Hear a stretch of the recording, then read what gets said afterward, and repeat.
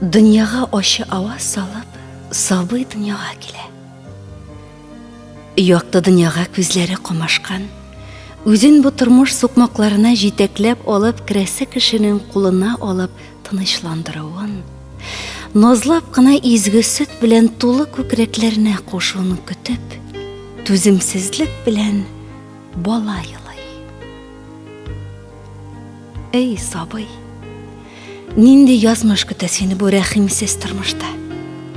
Туган көнеңдә үк олы бәхетсезлеккә дучар иткән язмыштан киләчәктә ни өмет итәргә сиңа? Рәсәйдә һәрбер 100нче бала ятим. Рәсәйнең үзендә генә 700 мең бала ятим булып хисаплана. Шуның 280 меңе күкрәк баласы. Рәсәйдә бүген 2000 ятимнәр йорты, 1500 социаль учреждение, 1400 ятимнәр өчен махсус интернатлар һәм мәктәпләр бар. Бу ятимнәрне тотар өчен дәүләттән һәр ел сайын 2 миллиард евро, ягъни 70 миллиард сум акча бүленә. Әлбәттә, бу акчалар аларны ашату һәм эшертү өчен генә тотылмый. Бәлкем аларның торакларын булдыру, булганнарын карап туру, бузылганнарын ремонтлау өчен дә кирәк. Шул өлкәдә эшләүче белгечләр әйтүенчә караганда, 100 баланың 5-7сенең генә әтисе юк. Калганнарының әти-әниләре исән. Әти-әниләре булган ятимнәр саны яңгырдан соңгы гөмбәләр шикелле арта гына бара. Без бу хакта, ягъни ятимнәрнең ни сәбәптән артулары хакында бераз уйланырга тиешбез. Дөрестән дә аның сәбәбе бар. Без берәр төрле изгелек яисә берәр гынах эш эшләнсә, җинаят кылынса, аның сәбәбен белергә тырышабыз. Инде ятимнәрнең көннән-көн артуына килгәндә, монда беренче сәбәп динсезлек. Адам баласы динле булса, җир шарында бу кадәрле ятимнәр булмас иде. Мин балалары күп булган кайбер мөселман хатыннарын беләм. Аларның балалары күп булса да, тормыш ни кадәрле авыр тоелса да, турак мәйданнары җитмәсә дә, балаларын ятимнәр йортына илтеп биргәннәре юк әле. Тырышып, тырмашып, барча авырлыкларны җиңеп, үз балаларын үзләре тәрбиялиләр. Ятимнәрнең артып китүләренең икенче сәбәбе аракы. Адам баласы Аллаһ хәрам иткән аракы белән Аллаһ биргән акылын юа. Акылсыз калгач, хайваннар дәрәҗәсенә төшә. Йыланнар балаларын тудыргач ук ташлаган шикелле, аракы эчеп йөрүче күп хатыннар да балаларын табу белән ташларга мәҗбүр була. Ни өченме? Беренчедән, ул хатын исерек килеш баласын тәрбияли алмый. Чөнки баланы юатырга, астын чистартырга, имезергә һәм киендерергә кирәк. Ә исерек кеше баласын түгел, үзен дә карый алмый. Шуңа күрә андый балаларны дәүләт әниләреннән алып кала һәм үз канаты астында тәрбияли. Бәдәвам китабында бабаларыбыз исереккә бирмәсәләм, ул бирсә дә син алма дип тикмәгә генә әйтмәгәннәр инде. Дөрестән дә, исерекләрнең кулларында ул балалар һич нинди тәрбия ала алмаячаклар. Әле алай гына да түгел, әйткәнемчә, һәлак булулары да мөмкин. Өченче сәбәп наркомания. Наркоман хатыннар балаларын түгел, хәтта үзләрен тәрбияләр өчен акча таба алмыйлар. Наркоманнардан туган сабыйлар шул начар шир белән зарарланып дөньяга киләләр. Наркоман кеше үзенең баласын тиешле дәрәҗәдә тәрбияли алмаганга күрә, хөкүмәт аларның да балаларын үз канаты астына алырга мәҗбүр. Дүртенче сәбәп фәкыйрьлек. Кайбер ата-аналар фәкыйрь булу сәбәпләре, без балабызны тәрбияли алмыйбыз дип, үз теләкләре белән бәгырь җимешләрен ятимнәр йортына алып барып тапшыралар.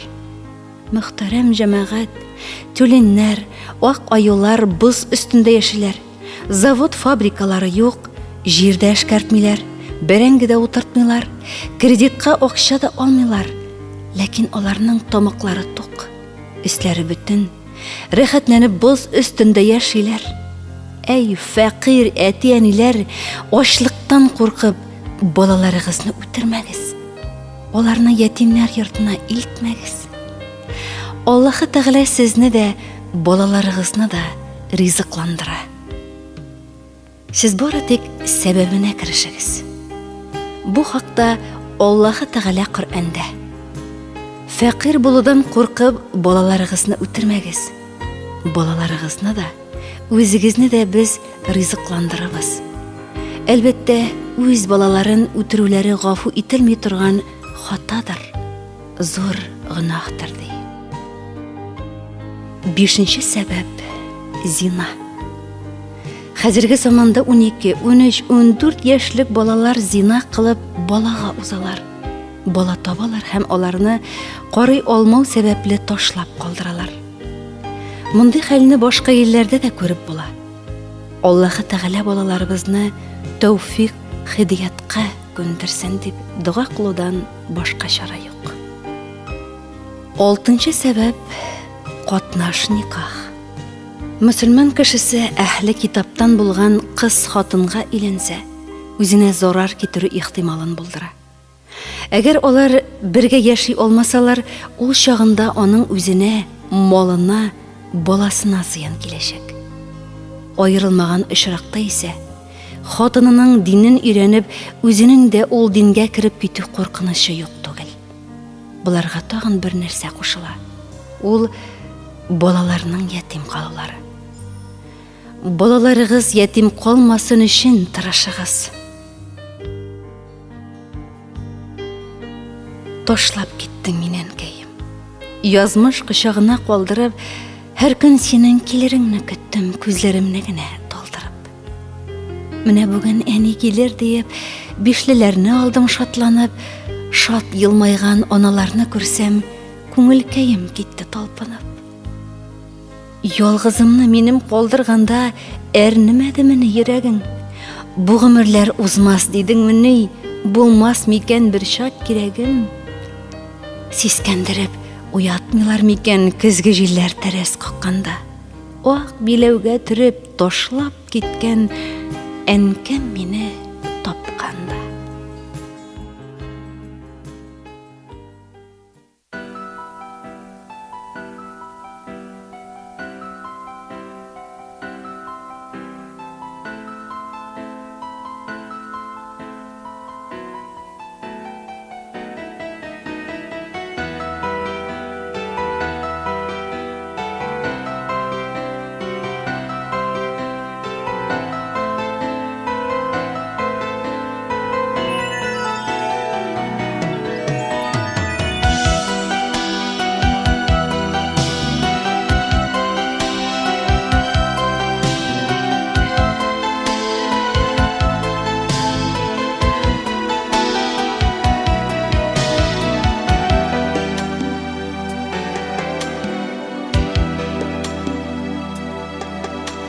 Әнкәйемне бүген мин дә төштә күрдем, йомшак кулын тотып, саумы әнкәй дидем. Хуш кайттың әнкәем, китмисеңдер инде, шул сүзләргә никтер әнкәй башын иде. Хуш кайттың әнкәем, китмисеңдер инде, шул сүзләргә никтер әнкәй башын иде, әнкәем.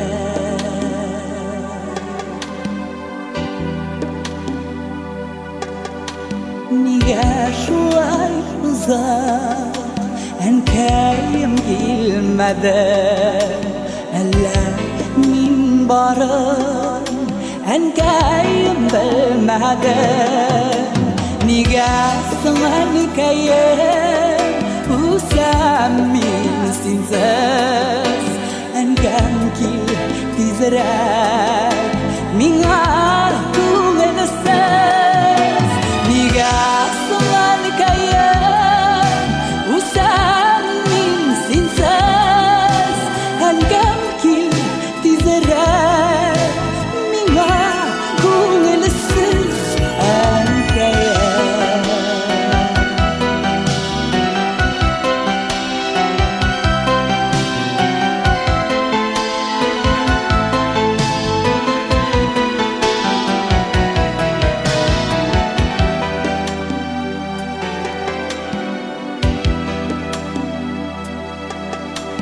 Nice yıllar inide Enkayım aytmıysan Niga enkay mine Uzuna almıysan Niga enkayım Önümde gelmişsen Sin gaziz balam deyip Yılmayıp daşmışsan Niga enkayım Önümde gelmişsen Sin gaziz balam deyip Yılmayıp daşmışsan Niga enkayım Önümde gelmişsen Sin gaziz balam deyip Yılmayıp daşmışsan Enkayım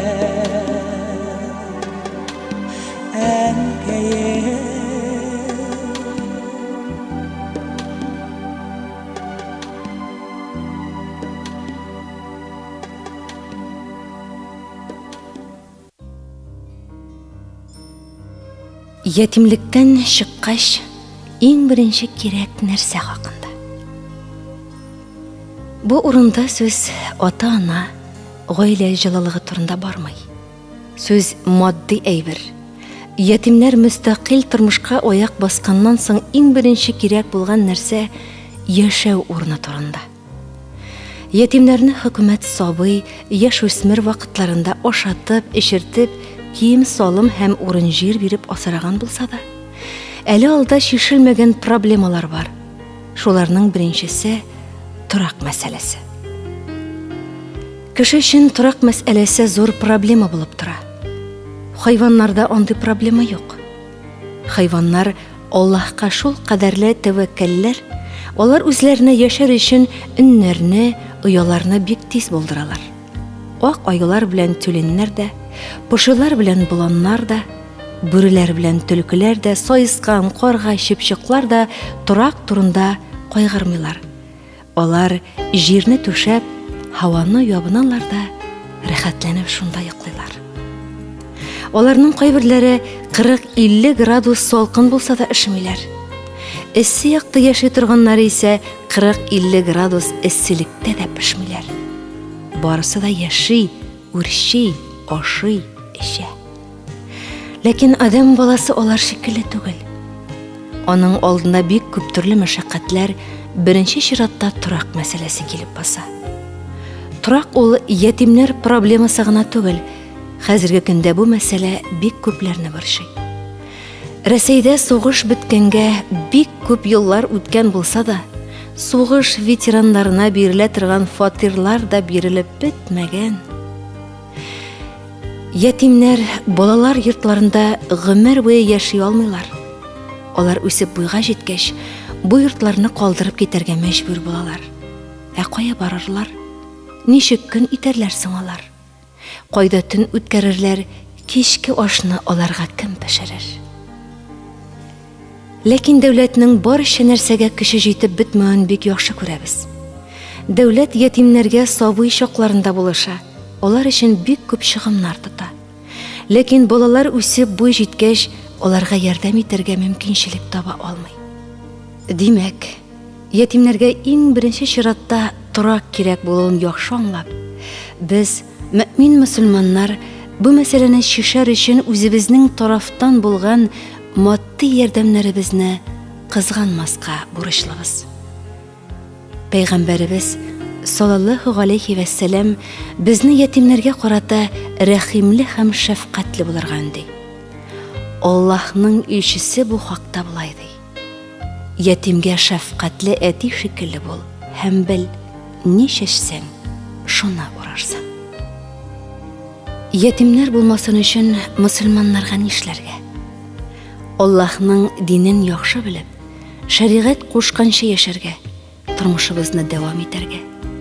Күреп торабыз, ятимнәр хөкүмәт канаты астында яшәп, дөньяны кайгыртырга өйрәнми. Жылы канат астыннан чыккач, тавык шибиләре салкында яшәп китә алмаган шикелле. Аларга да яшәп китүләре бик авыр.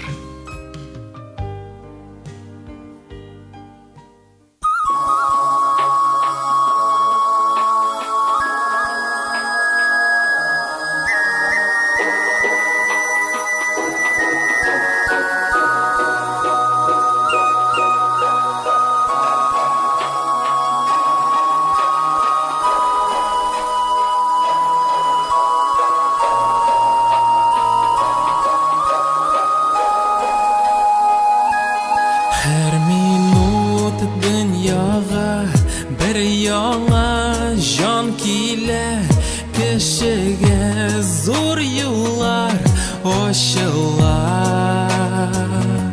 Şitlepke yobılgan sanduğaş şekilli Yetimler bişikte qoğunna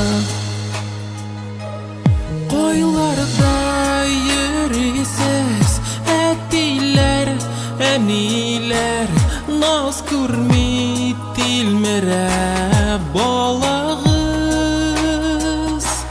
Balalar yurtunda yaş tügen eniler Sobaylar canını rencitmegiz Qoylarda yürüsüz ettiler eniler Naz kurmi tilmire balağız Balalar yurtunda yaş tügen eniler Sobaylar canını rencitmegiz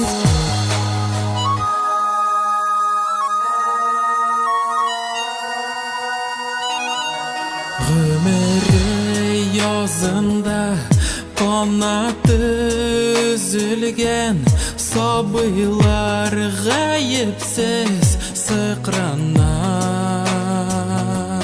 Gün sayın yolgızı Kıyalar arqılı Berille suğıla Mağlana Qoylarda yürüsüz ettiler eniler Naz kurmi tilmire balağız Balalar yurtunda yaş tügen eniler Sobaylar canını rencitmegiz Qoylarda yürüsüz ettiler eniler Naz kurmi tilmire balağız Balalar yurtunda yaş tügen eniler Sobaylar canını rencitmegiz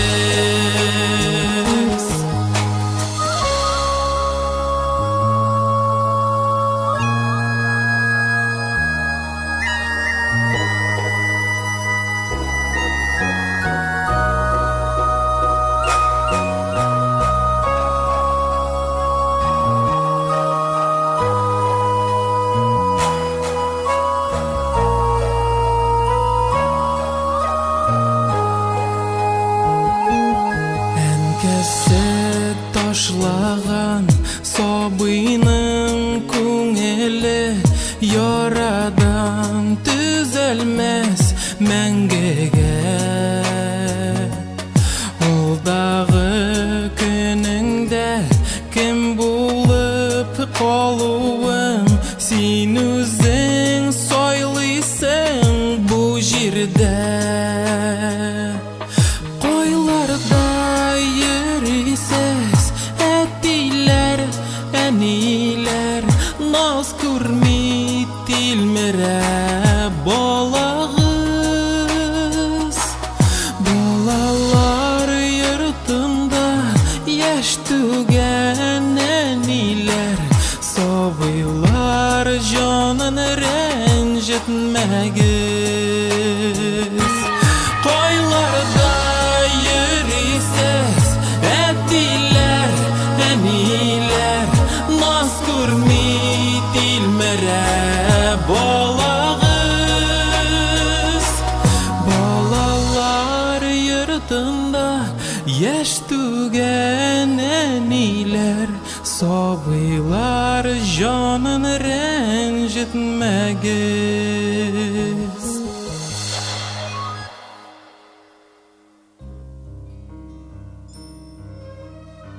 Yetim үксезләр турында мәкалләр.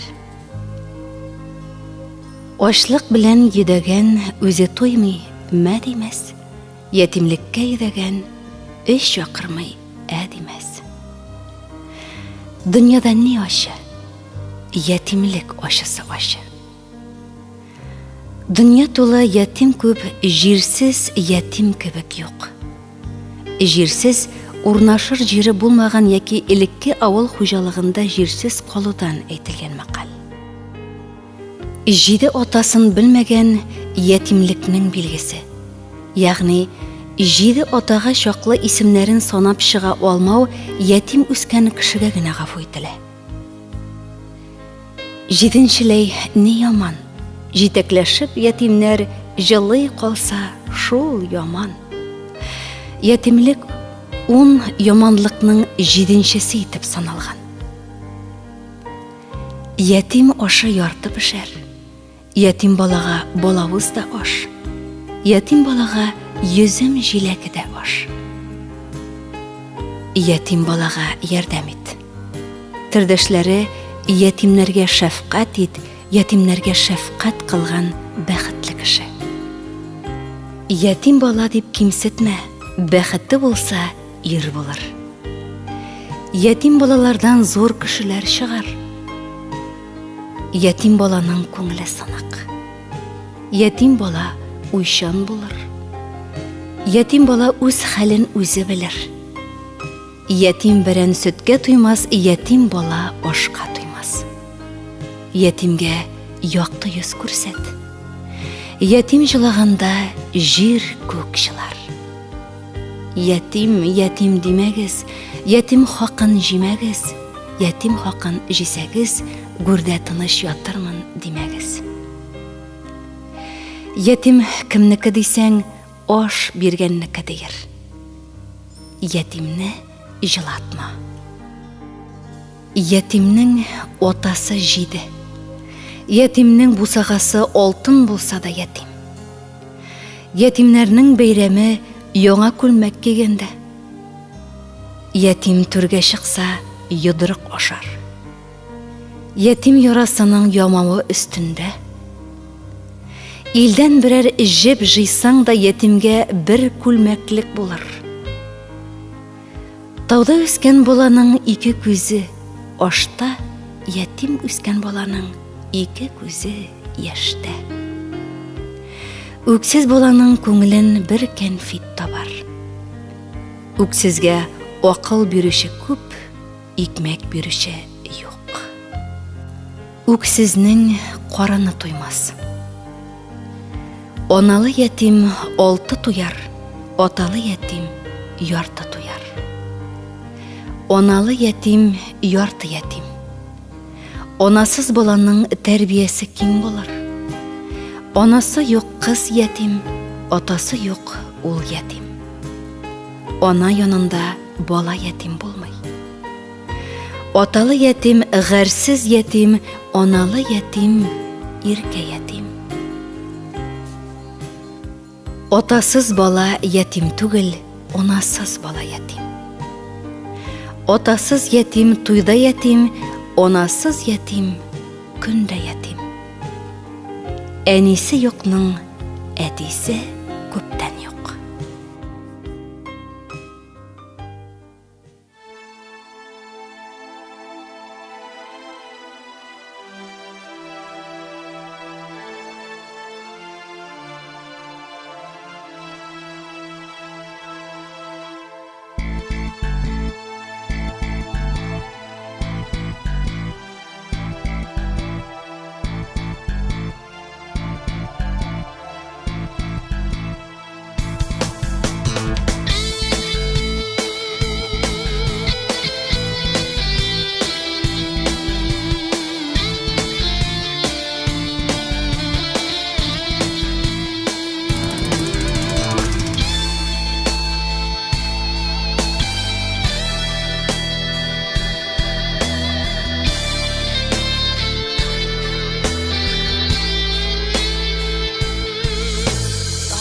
Башлы матур малай, нигә атлый башын иеп, ватык уен чыгын кычып, тузган киемнәрен киеп, күптән туеп ашамаган тыныш кына йокламаган. Бу дөньяга килгәннән үк беркем баштан сыйпамаган. Исерек әни көндә кыйный, никләргә син кирәк диеп. Явыз күрше каршы гәрли, җилдән туган имгәк диеп. Иртән күрше көлән көлә, җирдә аунаган әнидән. Бүген төнлә сезнең өйгә тагын яңа әти килгән.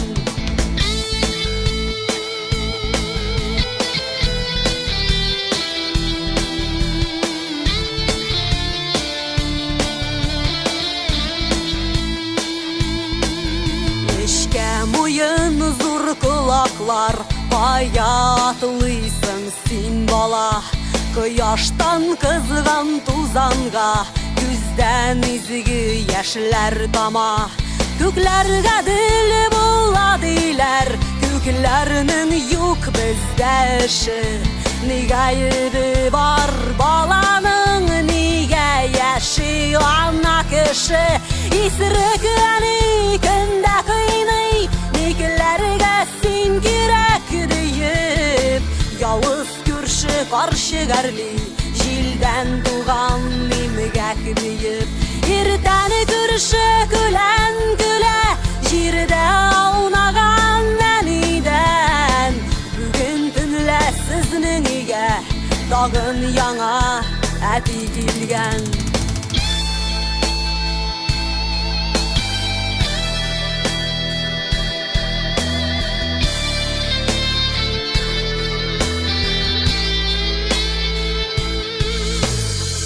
Башлы матур малай, кайларга юл тота икән.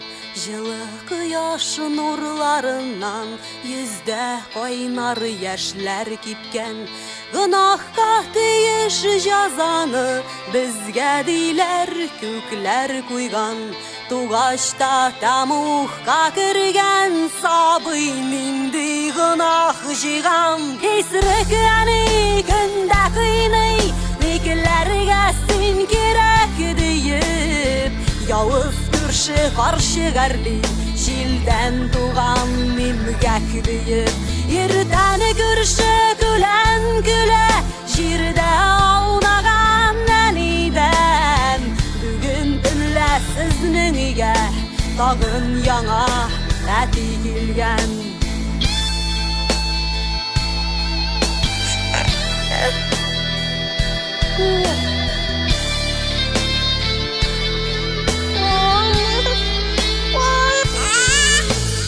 Гынахка тиеш җәзаны безгә диләр күкләр куйган. Тугашта тамухка кергән сабый нинди гынах җыйган.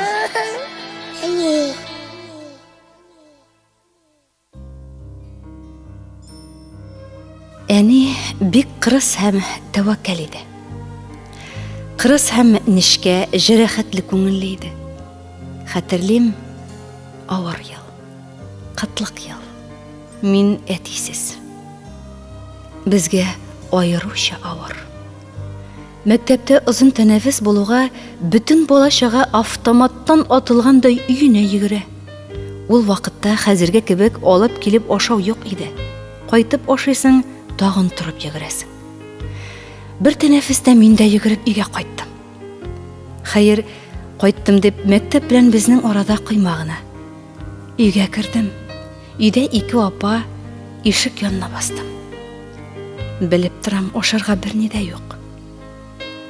Мин ишек яңагына сыелдым. Тик торам.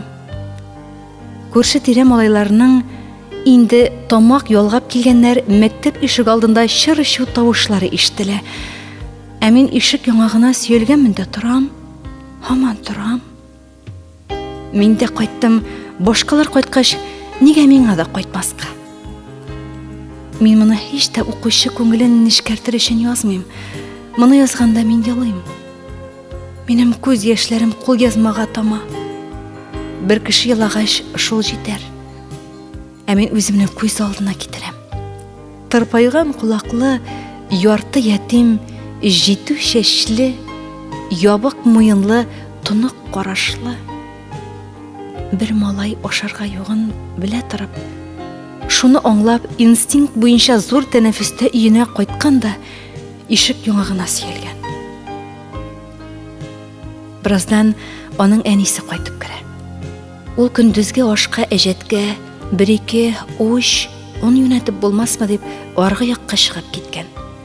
Әмма Гыйльминисатти өйдә туры килмәгән һәм ул буш кул белән кайткан.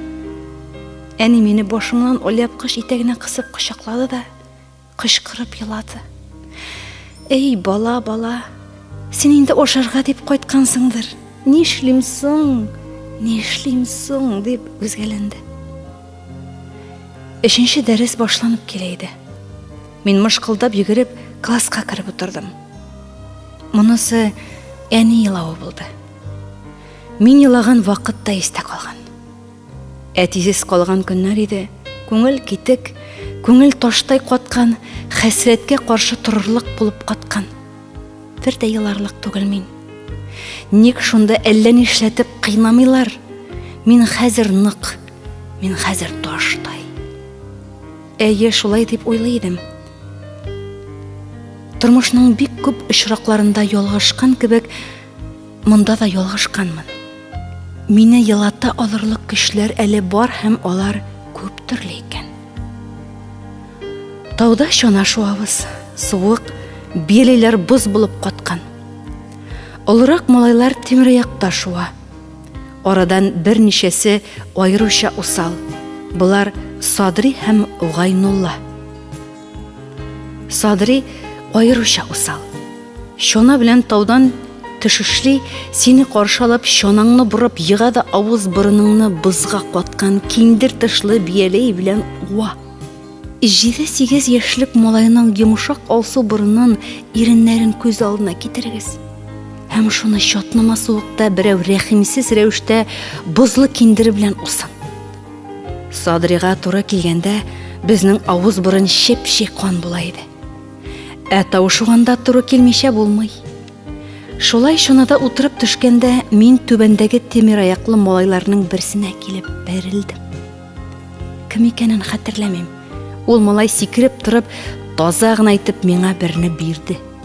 Аннан тагын мин дәшмәдем. Торып йөгерсәм, хорлык булыр сыман тоелды. Каршы килсәң, егет миннән зур һәм байтакнык иде. Андый вакытта иң яхшысы вакланмаска. Һәм мин карлы зәңгәр бызга карап башны иеп тордым. Яңа кулак шактый җылынып киткән, әмма күңел таш. Шул вакыт дөнья явызлары Гайнулла белән Садри килеп туктады. Мин инде өстәмәсенә Садри авызны уар, Гайнулла гадәте буенча яткырып салып шигә чәчен йолкыр дип тора идем. Ләкин ялгышканмын. Авыр тынлыктан соң Гайнулла тавышы ишетелде. Хей, сиңа ничек уят түгел бот буе малайларны әбиҗәт итәргә? Хей, гауна криш, бар энекәш, шу чанаң белән. Әтисез калган малайны әбиҗәт итәргә ничек смит итәсең син? Бар энекәш, бар.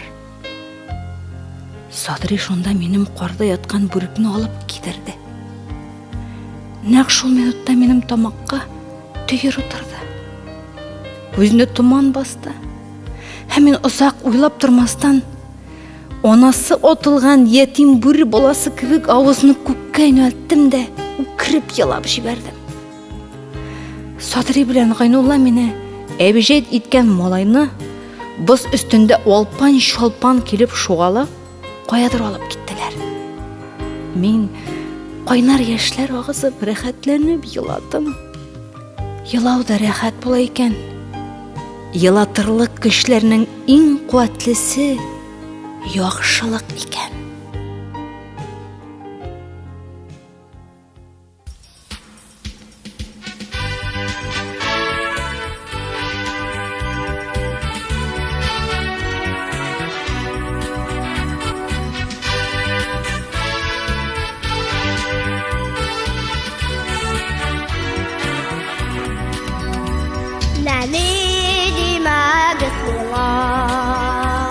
Илләр турында уйлый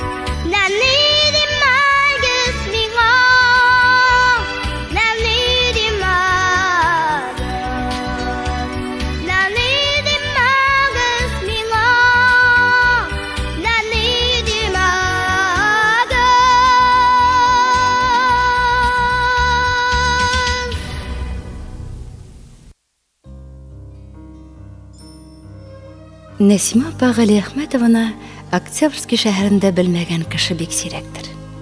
Халык өчен янып йөргән бу апа кая гына бармый да, кемнәр белән генә аралашмый икән. Бигрәк тә ярдәмгә мохтаҗ кешеләрнең язмышы аны кызыксындыра. Ятим калган сабыйларны, балалары артык дип санаган картлар йортындагы олы кешеләрне, язмыш тарафыннан кыерсытылган инвалидларның барып хәлен белә. Алар белән утырып сөйләшә, үз туганыдай күреп, якын итеп аралаша. Кешенең кайгысына üzгеләнеп кайгырса, шатлыгына чын күңелдән сөенә белә ул. Бик ихлас, изге күңелле ис киткәч ярдәмчел кеше ул Нәсима апа. Кылган гамәле белән күпләргә үрнәк. Шуңа өстәп шуны да әйтәсе килә. Бу тормышны төптән төшенгән фәлсәфи карашлы, шигъри нишкә күңелле кеше ул. Халык өчен борчылу хәсрәтләре, шатлык сөйнешләре күңеленә генә сыймагач, каләмен ала.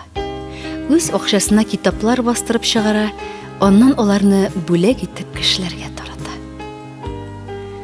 Нәсима апа, мин сезнең авыр язмышлы кешеләргә ярдәм итеп йөргәнегезне беләм. Сез бит әле 2 ятимә кызды алып тәрбияләдегез. Сөйләгез әле, шул хакта дип сорагач, ул менә ниләр сөйләде. Минем күршедә бер гаилә яшәде. Ир белән хатынга 30-33 яшьләр чамасы булгандыр. 2 кыз үстерәләр иде. Әтиләре үлгән, әниләре исән.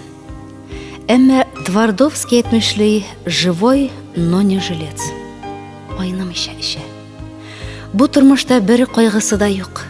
Балалары да кирәкми, әйткәнне дә тиргәгәнне дә аңларлык хәлдә түгел. Кызлары интернатта укып йөри. Оннан кайтып керергә фатирлары, ашарга ризыклары юк. Әниләренең бер дустында яшиләр. Айгөл белән Регина миңа яш керәләр.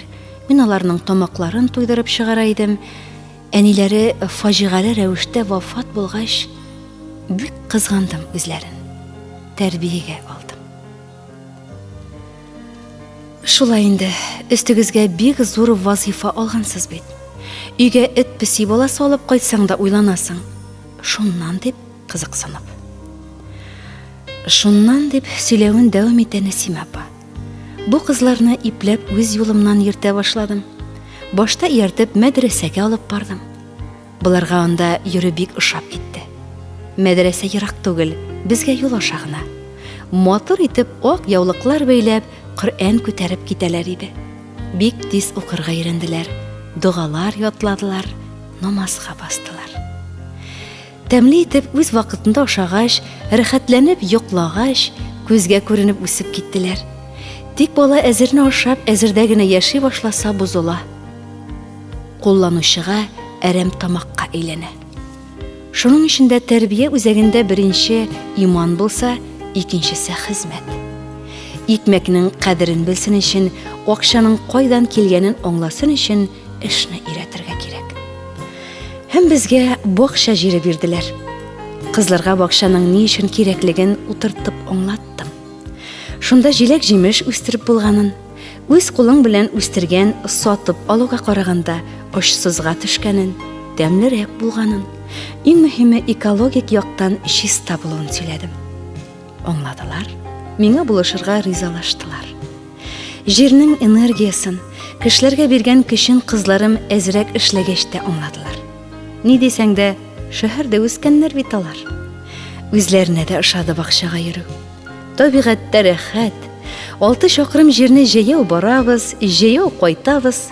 Бакчада әзрәк эшләгәч бергәләп су керергә китәбез. Бу алар өчен эш түгел, киресенчә ялга әйләнде. Кызларым ныгыды, бер дә авырмады. Дарулар да кулланмадык.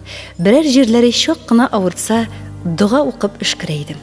Соңыннан үзләре дә өйрәнделәр. Сез аларны үзегезнең акчага карадыгызмы дип кызыксынып. Әйе, 3 ел буена үз пенсия акчама карадым. Оннан миңа опека бүлегендә ачуландылар. Балаларны асрарга әз булса да үзегезгә җиңел булыр иде дип. Шуннан документлар җыя башладым. Аны чак җыеп беттем. Узак вакыт үтте. Әлбәттә пенсия акчасы гына җитми инде. Кызларым экономияның ни икәнен белеп үсте. Шуңа күрә дә алар бер нәрсәне дә әрәм-шәрәм итмиләр иде. Бәләкәйдән сакчылыкка өйрәнделәр. Ашарга үзебез пешерәбез бит. Ризыгыбыз туклыклы да, бәрәкәтле дә, чыгымнар да аз. Күрше-күләннәр, туганнар, танышларым бик ярдәм итте. Азыгын да, кием салымын да бирделәр. Аларга бик рәхмәтлемен. Шулай яши торгач, кызларымның банкта хәтсез генә пенсия акчасы җыелды. Шуңа Бәләбәй районнан бер йорт сатып алдык. Бу үй әлбәттә иске инде ул. Алайда яшәрлек. Пешерергә газы, ягарга утыны бар. Табигатьнең бик матур бер кучагында урнашкан, оннан 6 чакрым гына ераклыктагы бер авылда бер туган апам яши иде. Узак кына уйландым да, кызларымны шунда яшәргә алып кайтып киттем. Ни дисәң дә, шәһәр җирендә бозыклык көчле. Сез бу балаларны мондый тормыштан арчыларга булдыгыз инде. Әйе, ярый кайтканбыз әле. Тәмле суын да эчтек, хуш исле урман һавасы да суладык, гөмбәсен дә, җиләген дә җыйдык. Бакчада тоттык, бәрәңге дә үстердек. Балалар шунда табигатьнең гүзәллеген күрделәр. Шуның белән хозурландылар. Үзем дә табигатьне яратам. Шунда 2 ел тордык. Сирәк-мирәк шәһәргә дә кайткаладык. Шулай итеп тәртипле, эшчән, уңган булып үсеп җиттеләр. Укыдылар, һөнәр алдылар, һәм авыл егетләренә икесе дә тормышка чыктылар. Зур кызым Айгөлнең 3 баласы бар. Зорысы Илдар мәктәптә укып йөри. Уртанчысы Диана белән кечесе Камилә минем белән күп вакыт. Кече кызым Регинаның 2 баласы бар. Сез бәхетлеме, Нәсима апа? Әлхәмдүлилләх, бик бәхетле. Бер генә кызым бар иде, ул үсте дә чит-як җирләргә чыгып китеп төпләнде. Тольятти шәһәрендә торалар. Аралар ерак булгач, еш аралашып торсак та, үземне ятим итеп хис итә идем. Оннан тагын 2 кыз бирде миңа Ходай. Аларны да үземнеке кебек якын күрәм. Алар өчен башта яна кия идем, хәзер чын күңелемнән сөенәм. Балаларын сөям. Бу олы бәхет минем өчен. Әгәр күз алдымда ул балалар юкка чыксалар, ятим булып интегеп яшәсәләр, тәрбиягә алмаган булсам, гомерем буена әрнеп яшәр идем. Гәзит укучыларга нинди теләкләрегез бар? Һәр ата-ана үз баласын үзе тәрбияләсен иде. Ятимнәр йорты һәм картлар йорты булмаслык дәрәҗәдә югары аңлы кеше булсак иде һәрберебез. Түгелмәсен иде ата-аналарның, картларның, инвалидларның, ятимнәрнең күз яше. Битарафлык бик куркыныч сыйфат. Ул залимлеккә, намуссызлыкка тиң. Ярдәмгә мохтаҗларга битараф булмыйк берүк. Рәнҗешләрен алмыйк. Аларны күрмәмешкә салышып, залимгә тиң булмасак иде.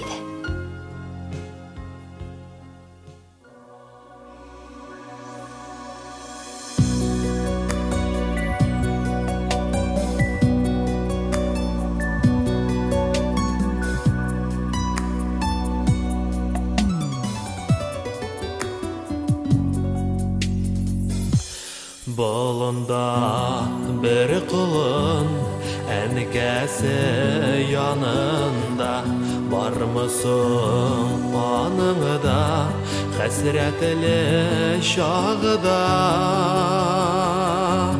Йөгереп уйный ул, ничектер кайгысыз, әнкәсе янында, ул да бит ваямсыз. Йөгереп уйный ул, ничектер кайгысыз, әнкәсе янында, ул да бит ваямсыз.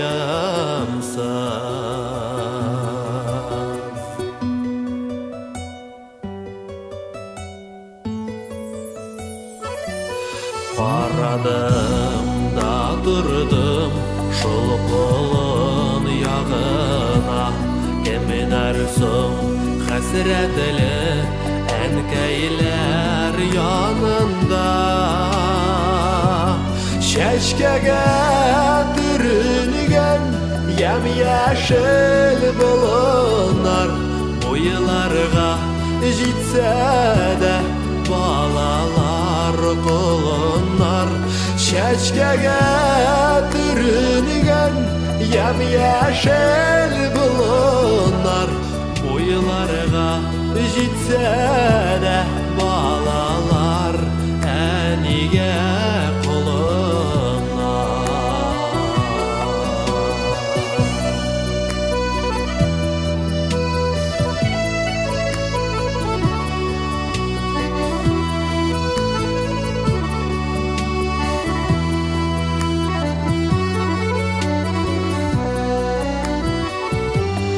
Синдә бит бер колын әнкәсе янында, кадерен белеп кал янында чагында.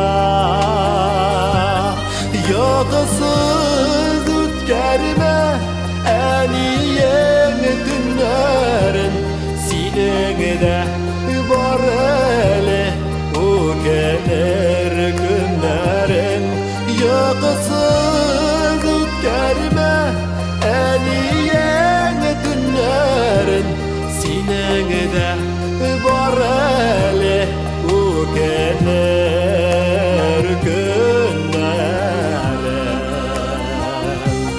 Йокысыз үткәрмә әниең төннәрен, синең дә бар әле үкенер көннәрен. Синең дә бар әле үкенер көннәрен.